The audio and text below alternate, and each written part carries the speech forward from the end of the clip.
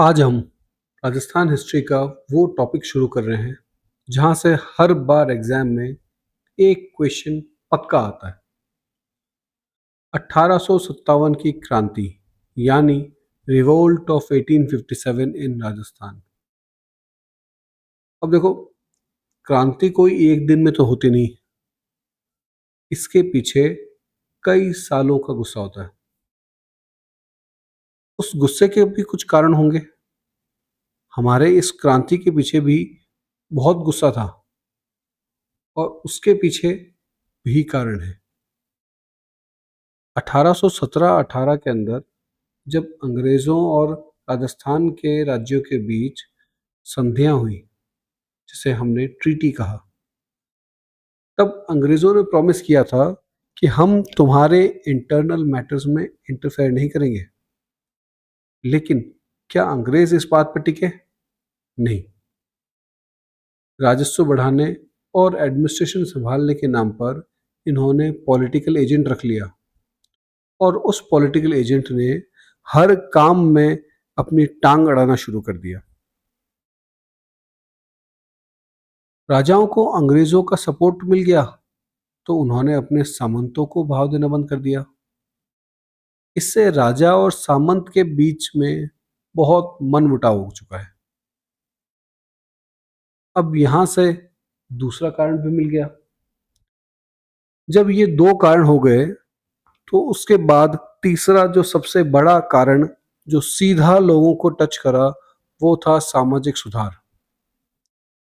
जिससे आम जनता को शक होने लगा कि शायद अंग्रेज हमारा धर्म भ्रष्ट कर रहे हैं। उस समय के जो साहित्यकार थे जैसे बांकीदास जी, राघोदास जी, इन्होंने उन राजाओं की खूब निंदा करी जो अंग्रेजों के भक्त बन बैठे थे। ठीक है, अब याद रख लेना, इन तीन कारण के अलावा भी एक कारण है जिसने इस आग में घी का काम किया। अफवाहों ने। अफवाह उड़ी और फिर से कोई पूछने वाला नहीं है। आटे में हड्डियों का चूरा मिलाया जा रहा है, ऐसी अफवाह उड़ी। और सबसे बड़ी अफवाह, राइफल के कारतूस में, जिसे हम कार्ट्रिज कहते हैं, उसमें गाय और सूअर की चर्बी का इस्तेमाल। बस यहीं से सैनिकों का गुस्सा फूट गया और 1857 का संग्राम शुरू हो गया। ध्यान रखना, क्वेश्चन में एग्जामिनर आपको कई बार कंफ्यूज करता है। सामंतों का प्रभाव बढ़ गया, ठीक है। अब यहाँ एक्चुअली में बढ़ा क्या? नहीं बढ़ा, सामंतों का प्रभाव उल्टा कम हो गया था। अब एक और चीज ध्यान रखिएगा, जब ये क्रांति शुरू हुई तब राजस्थान का एडमिनिस्ट्रेशन जब ये क्रांति शुरू हुई तब राजस्थान का एडमिनिस्ट्रेशन कैसा चल रहा था? सबसे ऊपर नॉर्थ वेस्ट प्रोविंस, जिसको हम उत्तर पश्चिमी प्रांत भी कहते हैं, ठीक है, वहां पर गवर्नर कॉल्विन बैठे थे। इनका हेडक्वार्टर कहाँ पर है? इनका हेडक्वार्टर था आगरा। इनके नीचे राजस्थान का बॉस कौन था? राजस्थान का बॉस था एजीजी, जिसको हम कहते हैं एजेंट टू गवर्नर जनरल। उस समय राजस्थान के अंदर एजीजी जॉर्ज पैट्रिक लॉरेंस थे। ये एक्टिंग पोस्ट पर काम कर रहे थे और एक खास बात यह कि इससे पहले 7 साल तक ये मेवाड़ के पॉलिटिकल एजेंट भी रहे हैं। इनका हेडक्वार्टर कहाँ है? इनका हेडक्वार्टर है अजमेर और माउंट आबू। माउंट आबू इसलिए क्योंकि हमारे यहाँ टूरिस्ट प्लेस है, तो कम से कम एजीजी तो जा ही सकते हैं। अब सबसे इंपॉर्टेंट क्या लिस्ट है? लिस्ट के बारे में ध्यान रखना। सबसे पहला और इम्पॉर्टेंट चीज़ ये है कि आपको सारे पॉलिटिकल एजेंट्स जो उस वक्त के थे कहाँ कहाँ पर थे ये याद होना चाहिए। आपको आधी रात में भी कोई पूछ लेगा भाई साहब इसका पॉलिटिकल एजेंट बताओ, तो याद होना चाहिए, याद आना ही चाहिए। ठीक है, तो इसके लिए हमें इसे टिप्स पर याद करना पड़ेगा। तो याद रखेंगे, मेजर बर्टन। मेजर बर्टन ये कहाँ पर है? कोटा में। मैक मैसन ये कहां पर है? जोधपुर में। मॉरिसन ये कहां है? भरतपुर में। ईडन जयपुर में। और शावर्स उदयपुर में। वहीं सिरोही के अंदर जेडी हॉल, फिर से एक बार लिस्ट रिपीट करें। कोटा का बटन, कोटा का बर्टन, सॉरी, कोटा का बर्टन। मैसन, मैसन मतलब मसन, मसन अपन कह सकते हैं। जोधपुर का मसन। याद करना हो तो कैसे भी याद कर लो, जो आपको मर्जी लगे, लेकिन आपको याद होना चाहिए। जोधपुर का मसन, कोटा का बटन, भरतपुर का मोरिसन, जयपुर का ईडन, उदयपुर का शावर्स, सिरोही का हॉल। जैसे भी याद करना हो अपने को याद होना चाहिए बस। ठीक है। अब सबसे इंपॉर्टेंट चीज, 6 छावनियां थी हमारे राजस्थान में उस वक्त। कौन कौन सी? तो याद रखिएगा, नसीराबाद, नसीराबाद के अंदर उस समय 3 छावनियां मौजूद थी। पहली है 15 नेटिव इन्फेंट्री, दूसरी है 30 नेटिव इन्फेंट्री, तीसरी है बॉम्बे लांसर्स।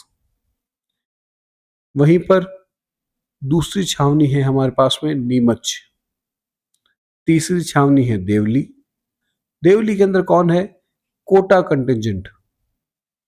चौथी छावनी है एरनपुरा।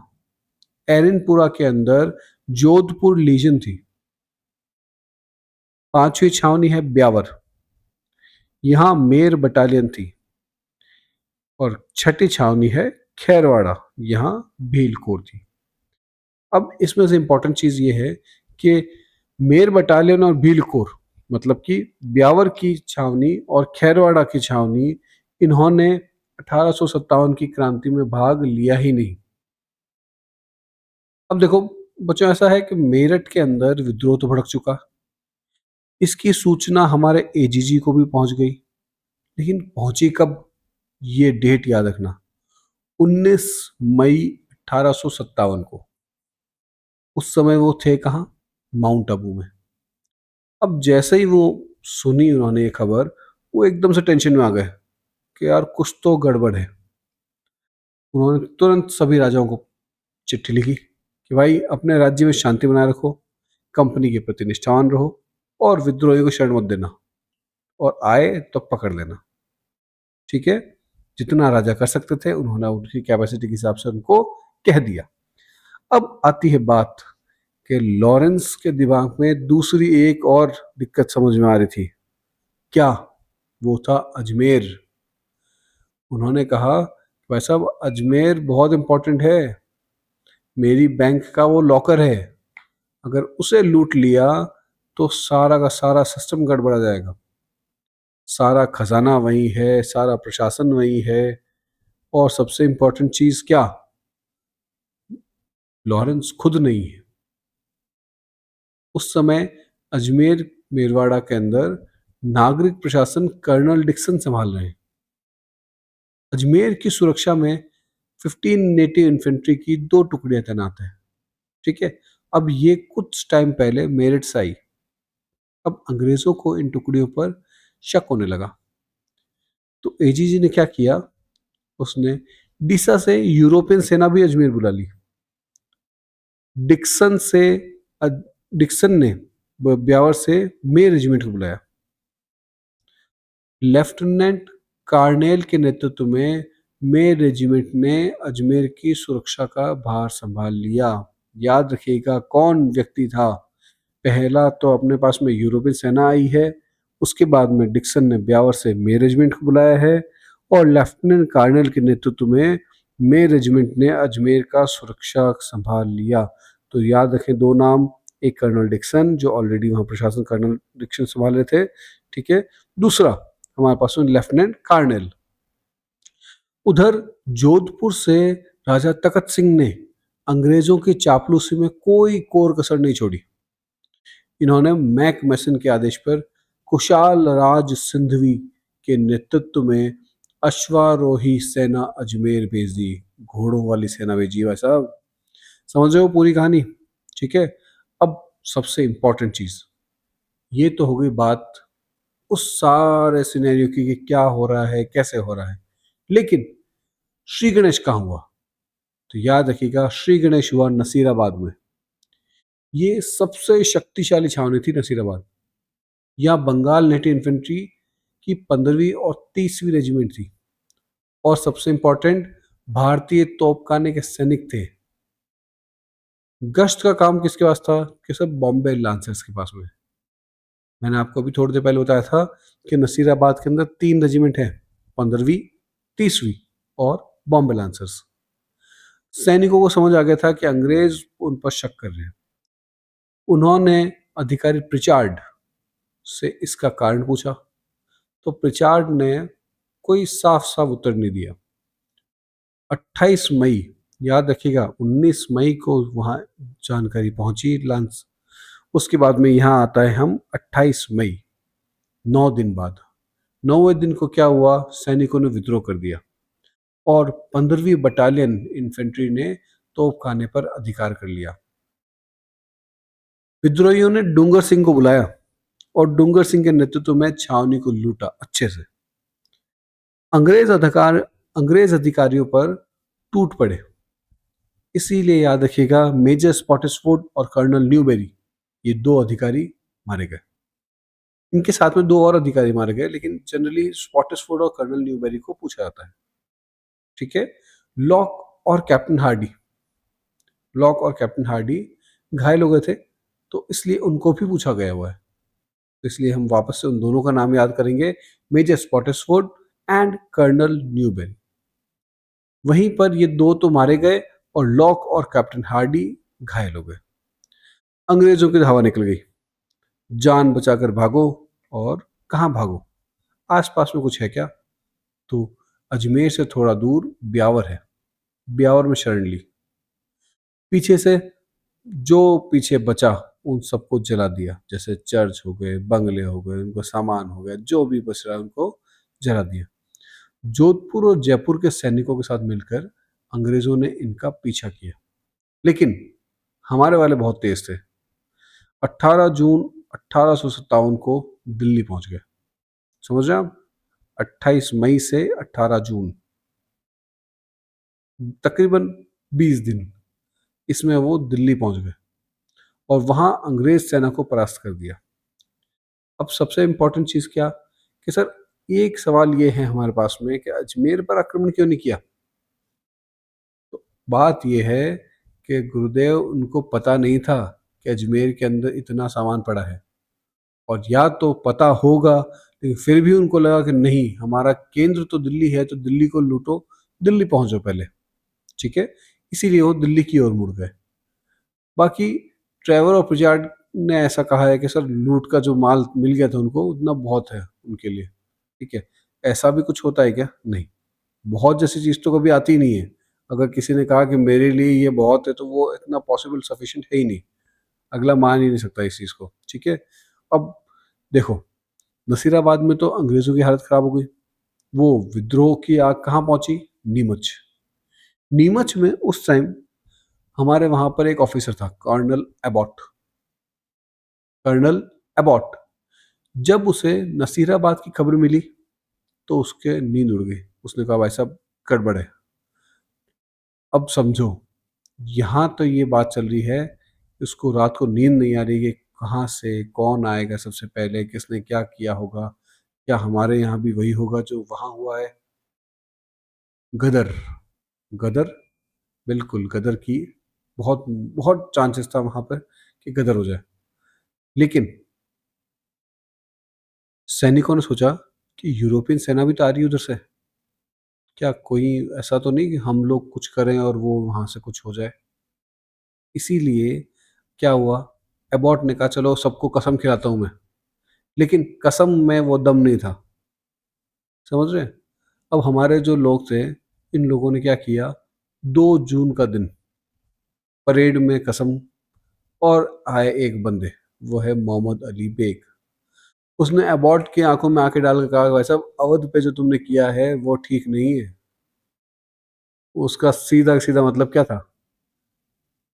उसका सीधा मतलब इतना सा था कि जब तुमने कसम नहीं निभाई, तो हम क्यों निभाए? तुम तुम्हारे हिसाब से देखो, हम हमारे हिसाब से देख लेंगे। लेकिन ये चीज़ कहने के बाद में अब एबॉट कहाँ सोने वाला था, उसको मौका भी नहीं मिला। नेक्स्ट डे 3 जून को, मतलब जस्ट एक दिन बाद में 3 जून को नसीराबाद विद्रोह की खबर नीमच पहुंच गई और रात 1 बजते ही नीमच छावनी में विद्रोहियों ने धावा बोला। छावनी तो कर दी खत्म, सार्जेंट की पत्नी और बच्चों को भी मार दिया और सारे अंग्रेज वहां से रवाना हुए। अब यहाँ पर एक छोटी सी और इंटरेस्टिंग कहानी है कि वैसे हम नीमच से 40 अंग्रेज अपनी जान बचा कर भागे थे। भागकर गए कहाँ? भागते भागते वो पहुंचे मेवाड़ के डूंगला गांव।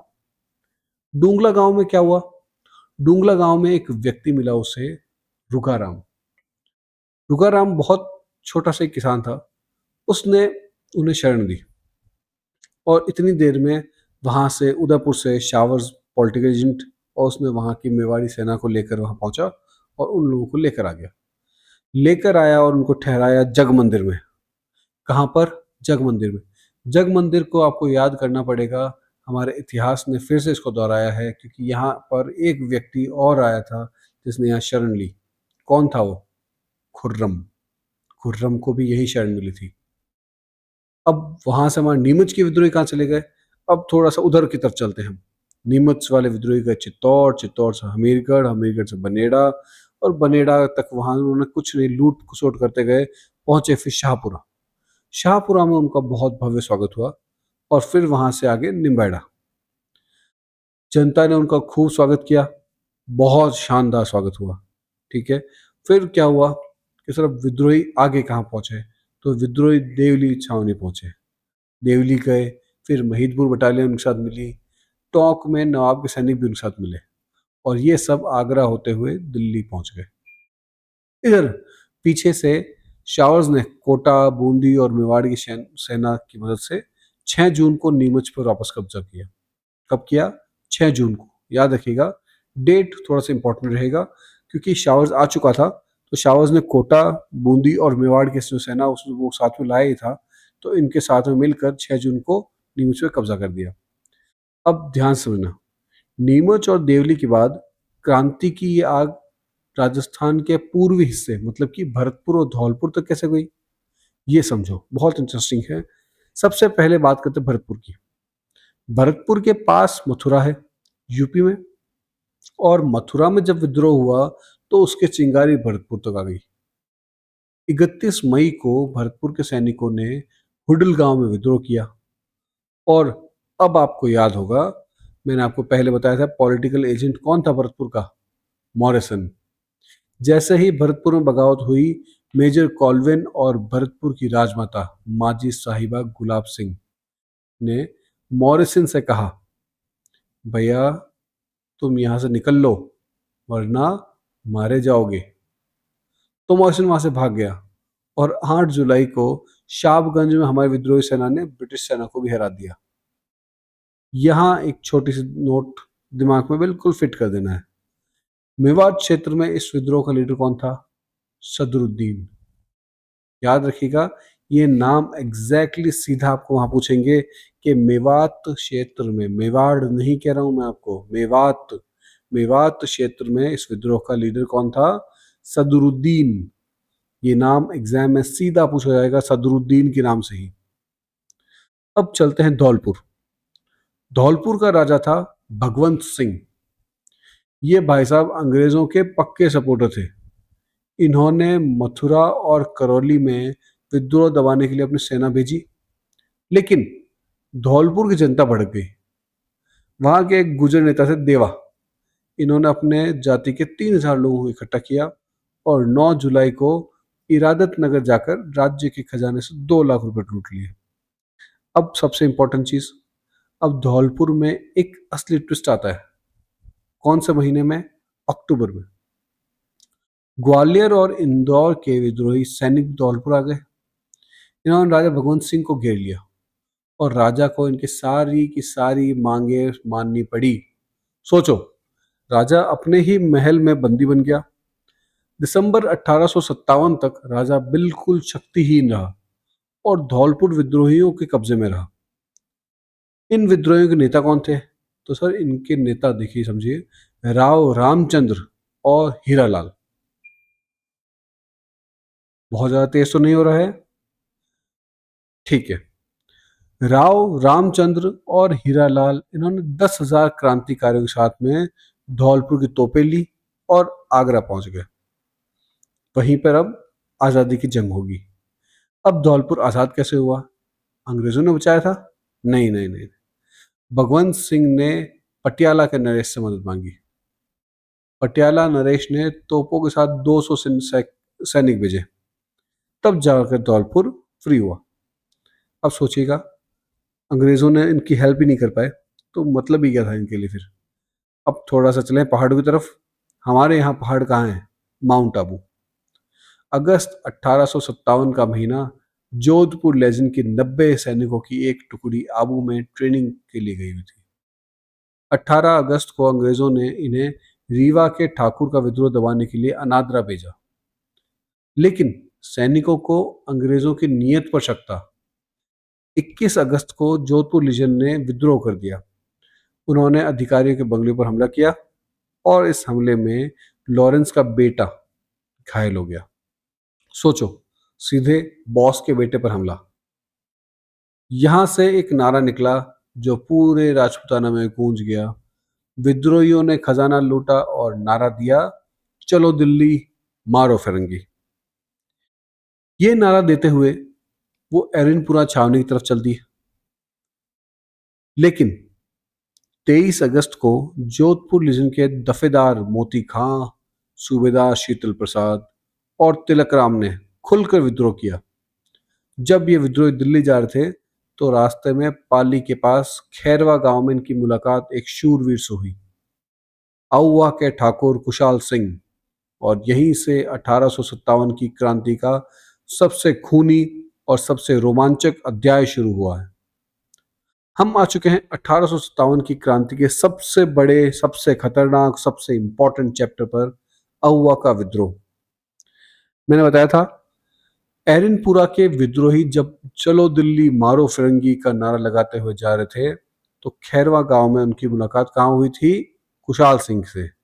कुशाल सिंह कोई छोटे मोटे ठाकुर नहीं है, उनका जलवा था पूरे मेवाड़ में। और अकेले नहीं थे, उन्हें किसका सपोर्ट मिला? आसोप के शिवनाथ सिंह, गूलर के बिशन सिंह, आलनियावास के अजीत सिंह, इसके अलावा लांबिया, बंतावास, रुदावास, इनके ठाकुर सब खड़े हो गए साथ में। और तो और मेवाड़ के सलूम्बर, कोठारिया, लसाणी, रूपनगर, आसींद, इनके जागीरदारों ने भी बहुत हेल्प करी। अब समझो हेल्प कैसे होगी? या तो रसद भेजेगा या धन। अब जब लोकल पावर सबके सब इनके साथ में आ गए तो अब अंग्रेजों को क्या होना था कि सर अंग्रेजों को मिर्ची लगनी थी। एजीजी पैट्रिक लॉरेंस ने जोधपुर के राजा तखत सिंह को ऑर्डर दिया, जाओ और आउवा को कुचल दो। तखत सिंह ने अनाज सिंह और फौजदार राजमहल लोढ़ा को सेना लेकर आउवा भेज दिया। अब यहाँ दो महायुद्ध होते हैं। इनकी डेट्स आपको नींद में भी याद होनी चाहिए। पहला, बिठौड़ा का युद्ध, 8 सितंबर 1857। याद रखिएगा, पहला युद्ध बिठौड़ा का युद्ध, तारीख है 8 सितंबर 1857। एक तरफ हमारे शेर ठाकुर कुशाल सिंह और दूसरी तरफ जोधपुर की सेना, जिसमें कौन कौन है अभी हमने बताया था, अनाज सिंह पंवार और राजमहल लोढ़ा। रिजल्ट क्या रहा? ठाकुर कुशाल सिंह शानदार बम्पर जीत हुई इनकी। अनाज सिंह मारा गया और क्रांतिकारियों ने जोधपुर राज्य की जो तोपें थी वो अपने कब्जे में ले ली और 2 लाख रुपए और रख लिए। अब अंग्रेजों की ईगो हट हो गई। लॉरेंस ने कहा कि ऐसा ये देसी सेना से नहीं मानेंगे, मुझे खुद जाना पड़ेगा। तो 10 दिन बाद में लॉरेंस पहुंचे चेलावास। वहां हुआ दूसरा युद्ध, चेलावास का युद्ध, 18 सितंबर 1857। याद रखिएगा तारीख, 18 सितंबर 1857। एक तरफ फिर से कुशाल सिंह और इस बार सामने खुद लॉरेंस और जोधपुर का पॉलिटिकल एजेंट मैक मैसन। अब जब ये एक तरफ अंग्रेज हो गए, एक तरफ हमारे यहाँ के लोकल, तो याद रखिएगा, ये एक तरफ काले एक तरफ गोरे का युद्ध भी कहा जाता है इसे। और पता है क्या हुआ? राजपूतों की तलवारों के आगे अंग्रेज टिके ही नहीं। खुशहाल सिंह फिर से बम्पर जीत। लॉरेंस अपनी जान बचाकर अजमेर भाग गया, लेकिन मैक मैसन को पकड़ लिया। क्रांतिकारियों ने मैक मैसन का सिर काटा और अउवा के किले के दरवाजे पर लटका दिया। सोचो, उस समय क्या खौफ रहा होगा अंग्रेजों में। अब देखो, चेलावास के युद्ध में मैक मैसन का सिर कट गया, अउवा के किले पर उसको सिर लटक रहा है। क्या लगता है अंग्रेज चुप बैठेंगे? नहीं, अंग्रेजों की नाक कट गई थी पूरी राजपुताने में। उस समय भारत का गवर्नर जनरल कौन था? Lord Canning. कैनिंग को जब ये बात मालूम पड़ी, उसने तुरंत एक बहुत बड़ी सेना कर्नल होम्स के नेतृत्व में भेजी। कहाँ भेजी? आउवा। 20 जनवरी 1858 को कर्नल होम्स ने आउवा को चारों तरफ से घेर लिया और 24 जनवरी 1858 को आउवा पर अंग्रेजों का अधिकार हो गया। याद रखिएगा, 4 दिन युद्ध के बीच में कंट्रोल हो गया। और इस बीच में हुआ क्या? आसोम के ठाकुर शिवनाथ सिंह अपने कुछ क्रांतिकारियों के साथ दिल्ली की तरफ निकल गए। रास्ते में उन्होंने रेवाड़ी पर कब्जा कर लिया। नारनौल पहुंचते पहुंचते 16 नवंबर को अंग्रेजी सेना ने उन्हें हरा दिया और शिवनाथ सिंह ने आत्मसमर्पण करना पड़ा। ठीक है। उधर आउवा में सिरियारी के ठाकुर ने अंग्रेजी सेना को रोकने की बहुत कोशिश करी, लेकिन हार गए फाइनली, क्योंकि इनके पास इतने लोग नहीं थे। अंग्रेजों ने 124 क्रांतिकारियों को पकड़ लिया और 24 लोगों को फांसी पर लटका दिया। अब इंपॉर्टेंट चीज, हमारे शेर का क्या हुआ? हमारे शेर खुशहाल सिंह वहां से निकल गए। उन्हें शरण दी कोठारिया के जोध सिंह ने। ये नाम रट लेना, बहुत बार पूछा जाएगा, कहीं भी पूछ सकते हैं, पेपर की जरूरत नहीं है। आपको बाहर भी कभी किसी गांव ढाणी में किसी पूछ ले तो भी आपको ये बताना पड़ेगा कि कोठारिया के जोध सिंह ने हमारे शेर को शरण दी। लेकिन कुशाल सिंह भी कब तक भागते? अंत में 8 अगस्त 1860 में 8 अगस्त 1860 को कुशाल सिंह ने नीमच में अंग्रेजों के सामने आत्मसमर्पण किया। अब बात यह है, आत्मसमर्पण भले ही कर दिया, लेकिन अंग्रेजों को पता है कि कुशाल सिंह के साथ जनता जुड़े हैं। अब इसलिए उनको फांसी तो दे नहीं सकते। दिखावे के लिए एक कमीशन बैठाया। उस कमीशन का नाम था major Taylor commission. Major Taylor commission. और मजे की बात यह, इस कमीशन ने कहा कि वैसा नहीं नहीं, जो हुआ है ये सब गलत था, आप जो हो निर्दोष हो। तो 10 नवंबर 1860 को उनको फ्री कर दिया। और फ्री होने के बाद में खुशहाल सिंह कहाँ गए? उदयपुर। उदयपुर में उनका 1864 के अंदर उनका निधन हो गया। अब सबसे इंपॉर्टेंट रोल की तरफ हम चल रहे हैं, वो है सबसे भयंकर, सबसे खूनी और सबसे प्लान्ड विद्रोह की बात करने वाले हैं, वो है कोटा का विद्रोह। एक बात हमेशा याद रखना, कोटा में कंटेनमेंट ने नहीं बल्कि जनता और राजकीय सेना ने मिलकर विद्रोह किया था। उस समय कोटा के महाराव कौन थे? महाराव राम सिंह। और ये पूरी तरह से अंग्रेजों के पक्षधर थे। आगरा में नियुक्त कोटा कैंटोनमेंट की एक टुकड़ी ने वहां विद्रोह किया, लेकिन असली चिंगारी कोटा में तब भड़की जब कोटा के पॉलिटिकल एजेंट बर्टन, इन्होंने महाराव को एक खतरनाक सलाह दी। इन्होंने कहा कि तुम अपने कुछ अधिकारियों को दंड दो, जैसे जयदयाल, रतनलाल और जिया लाला को। बस यही उनकी सबसे बड़ी भूल थी। कोटा में विद्रोह के 2 सबसे बड़े लीडर, वकील लाला जयदयाल जो खुद गोकुल मथुरा से के थे, और रिसालदार मेहराब खान जो करौली के थे। तारीख थी 15 अक्टूबर 1857। कोटा की सेना ने भयंकर विद्रोह कर दिया। विद्रोहियों ने सीधा मेजर बर्टन के घर को चारों तरफ से घेरा। अंग्रेजों के सर्जन डॉक्टर सेल्टर और कोटा डिस्पेंसरी के डॉक्टर सेविल काउंटम को वहीं मार दिया है। इस अफरा तफरी में महाराव के सेनापति नबी खान ने महाराव को सलाह दी कि हुजूर, आप अपने महल में ही रुकिए, बाहर निकलना खतरे से खाली नहीं है। महाराव ने समझौते के लिए देवीलाल को क्रांतिकारियों के पास भेजा, लेकिन बागियों का खून इतना खौला था कि उन्होंने देवीलाल को गोली से मार दिया। और फिर विद्रोहियों ने मेजर बर्टन और उसके दोनों बेटों को भी मार दिया। बागियों ने राज्य के भंडार, बंगले, आर्मरी, कोतवाली, जहां मौका मिला सब जगह उन्होंने कब्जा कर लिया। उधर शेरगढ़ में जो कोटा के सैनिक टुकड़ी है, उसने भी विद्रोह कर दिया। सोचो, कोटा का राजा अपने ही महल में कैद हो गया। जयदयाल और मेहराब खान ने पूरे राज्य का प्रशासन अपने हाथ में ले लिया। लगभग 6 महीने तक कोटा पर जनता का राज रहा। अब क्या हुआ? राजा कैद में, बागी मजे में। अब बीच बचाव के लिए एक संत की एंट्री होती है। मथुराधीश मंदिर के महंत गुसाई, इन्होंने महाराव और बागियों के बीच मीडिएशन किया और एक समझौता करवाया। इसमें 9 शर्तें थी। पहली शर्त सुनते ही आप सोचोगे कि अरे यार, क्या मतलब, चाहते क्या हो? तो बर्टन और उसके बेटों की हत्या महाराव के आदेश पर हुई, यह महाराव से लिखवा लिया गया। और दूसरी शर्त में महाराव ने जयदयाल और मेहराब खान को अपना एडमिनिस्ट्रेटर नियुक्त कर लिया। समझ रहे हैं? होशियारी कैसे? ऐसे। अब कोटा के राजा को बचाने कौन आएगा? पड़ोसी, करौली के राजा मदनपाल। इन्होंने महाराव की सहायता के लिए अपने 2000 सैनिक भेजे और मेहराब खान ने भी संभलगढ़ के राजा गोविंद विट्ठल से मदद मांगी। लेकिन अंग्रेजों की विशाल सेनाएं थी। मार्च 1858 में जनरल रॉबर्ट्स के नेतृत्व में तकरीबन 5,500 सैनिक पहुंचे। 30 मार्च 1858 को उन्होंने सबको हराया और जयदयाल का भाई हरदयाल मारा गया।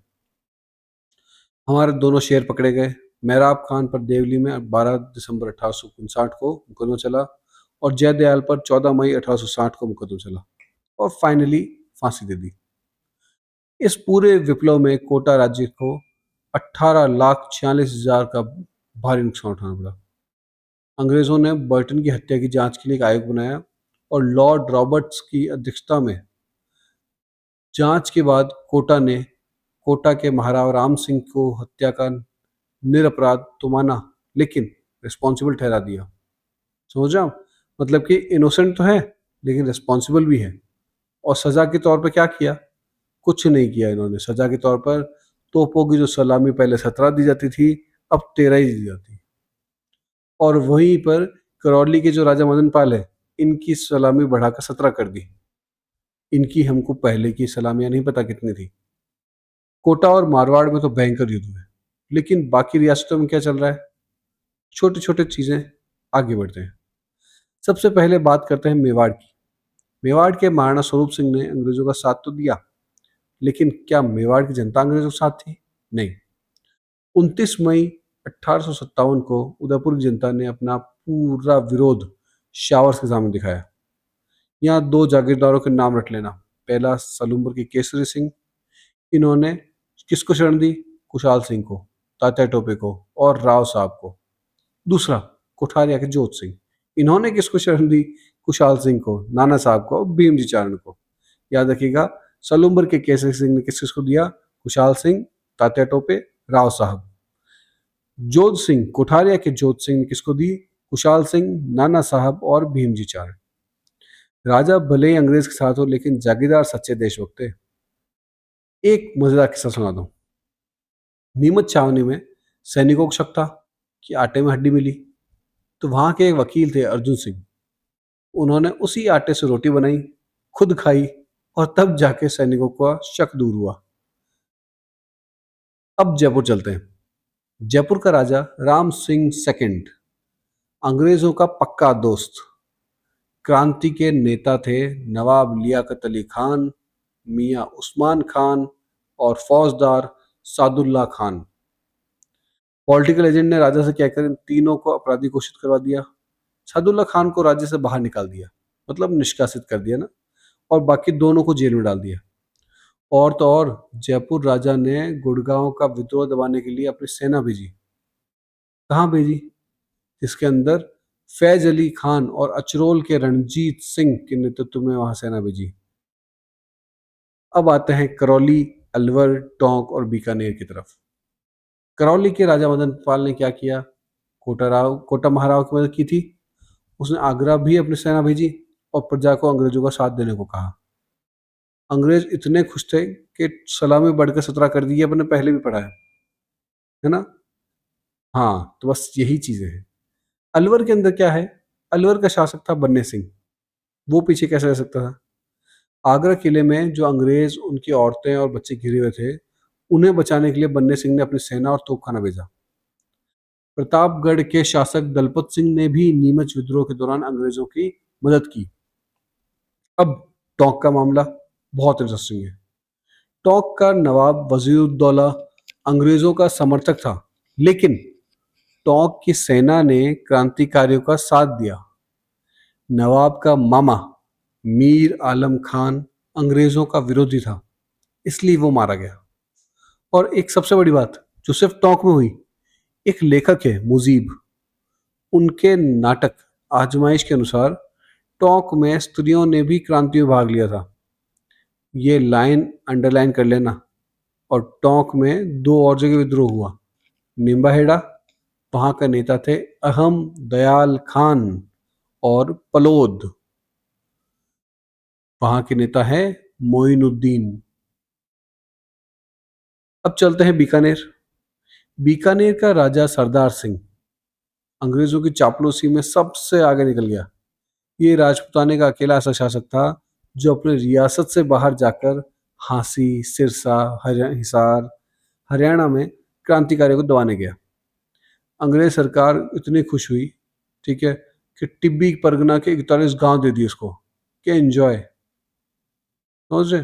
अब सबसे इंपॉर्टेंट और सबसे इमोशनल और हीरोइक पार्ट क्या है कि भारत के इतिहास में जब भी 1857 की बात होगी, तब तात्या टोपे का नाम हमेशा अमर रहेगा। तात्या टोपे एक्चुअल में थे कौन? पेशवा नाना साहब के सहयोगी थे। इन्होंने कानपुर में क्रांति का नेतृत्व किया। और अब 22 जून 1858 को अलीपुर के अंदर तात्या टोपे को अंग्रेज अधिकारी नेपियर ने हराया। तब उन्होंने राजस्थान की तरफ रुख किया, यहाँ सहायता के लिए आए थे। हड़ौती, जयपुर सहायता के लिए दूत भेजे। और आपको याद है मैंने बताया था कि टोंक की सेना विद्रोहियों के साथ थी, वही हुआ। टोंक के नवाब द्वारा भेजी गई सैनिक टुकड़ी तात्या से जाकर मिल गई, लेकिन अंग्रेजों की सेना उनके पीछे पड़ी थी। 9 अगस्त 1858 को जनरल रॉबर्ट्स ने उन्हें हराया और तात्या कोठारिया चले गए।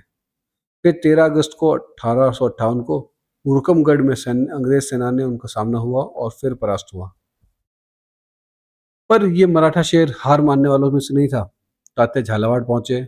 झालरापाटन की पूरी सेना तात्या टोपे से मिली और राजा को हराया और झालावाड़ पर अपना कब्जा कर लिया।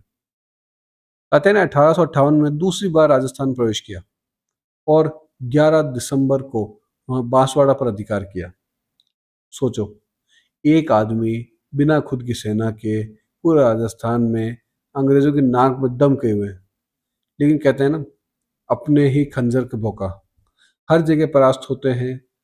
दौसा में शावर्स और हॉनर्स से हारने के बाद तात्या सीकर पहुंचे। सीकर में कर्नल होम्स ने उन्हें हराया। 600 सैनिकों ने तो बीकानेर के महाराजा के सामने आत्मसमर्पण किया, मतलब सरेंडर कर दिया। और सबसे बड़ा धोखा नरवर के मान सिंह ने किया, तात्या टोपे को अंग्रेजों को सौंप दिया। 18 अप्रैल 1859 इस काली तारीख को अंग्रेजों ने तात्या टोपे को फांसी दे दी। और पता है, अंग्रेज अधिकारी शावर्स अपनी खुद की किताब missing chapter of the Indian mutinies में तात्या की फांसी की कड़ी आलोचना की है। लॉरेंस ने जयपुर, करौली और बीकानेर की सेना की तो खूब प्रशंसा की, क्योंकि इन्होंने अंग्रेजों का साथ दिया था। और एक्चुअली उनकी साथ देने से प्रशंसा तो बनती है एटलीस्ट। बूंदी के शासक राम सिंह को उसने क्या बताया? उदासीन। उदासीन क्यों? उन्होंने कहा न्यूट्रल है, कोई काम का नहीं था। या तो लड़ लेता हमसे या हमारी तरफ से लड़ लेता। अब एक नाम आता है सूर्यमल मिशन। इन्होंने 1857 की क्रांति को क्या माना? इन्होंने फ्रीडम स्ट्रगल माना, स्वतंत्रता संग्राम माना। और बीकानेर का एक बहुत बड़ा सेठ था अमरचंद बाटिया। अमरचंद बाटिया, इस महान आदमी ने अपनी सारी संपत्ति तात्या टोपे और लक्ष्मीबाई को दे दी, इसलिए अंग्रेजों ने इसे फांसी पर लटका दिया। और 1857 की क्रांति का भामाशाह इसे कहना हम लोगों ने नाम दिया है। इसके अलावा मलसीसर के दुल्हे सिंह ने क्रांतिकारी तुलाराम अहीर को शरण दी। टोंक के नवाब की तोपों की सलामी 15 से 17 कर दी। और सुनकर तो शर्म आएगी, पर जब दिल्ली पर अंग्रेजों का वापस कब्जा हुआ तो खुशी में जोधपुर के तखत सिंह ने 21 तोपें दागी। यही है हमारा 1857 का क्रांति, और आज का टॉपिक यही खत्म होता है। Thank you.